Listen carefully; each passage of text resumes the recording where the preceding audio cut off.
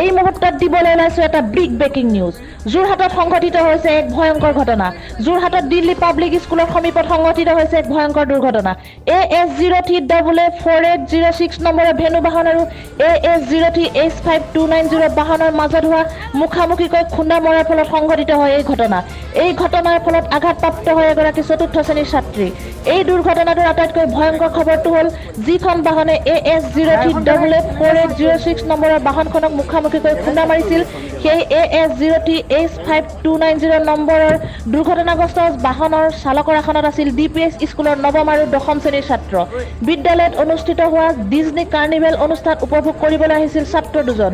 উল্লেখ্য যে বিদ্যালয়ৰ কোনো পাৰ্কিঙৰ সুবিধা নথকাৰ বাবে তীব্ৰ যান জঁটৰ সৃষ্টি হৈছিল অঞ্চলটোত।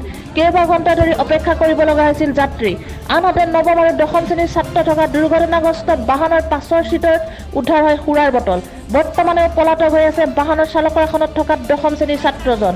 ঘটনাস্থলীত পুলিবৰ আৰক্ষী উপস্থিত হৈ ঘটনাৰ তদন্ত আৰম্ভ কৰিছে আৰু দুৰ্ঘটনা সংঘটিত কৰা AS03H5290 নম্বৰৰ বাহনত থকা নৱম শ্ৰেণীৰ ছাত্ৰ আৰু বাহনৰ গৰাকী চালকৰ আসনত থকা ছাত্ৰজনৰ মাতৃক পুলিবৰ থানাত সোধা পোছা অব্যাহত ৰাখিছে। এনে চাৰিচকীয়া বাহন চলাবলৈ নৱম দশম শ্ৰেণীৰ ছাত্ৰৰ হাতত তুলি দিয়াটো অভিভাৱকসকলৰ কিমান ভয়ংকৰ সিদ্ধান্ত এবাৰ বাৰু ভাবি চাইছেনে অভিভাৱকসকলে? অভিভাৱকসকলৰ এই ভয়ংকৰ সিদ্ধান্তই এজন শিশুক কিমান দূৰলৈ ভয়ংকৰ পৰিস্থিতিৰ সৃষ্টি হ'ব পাৰে এবাৰ সুস্থ মগজেৰে ভাবি চোৱাটো উচিত।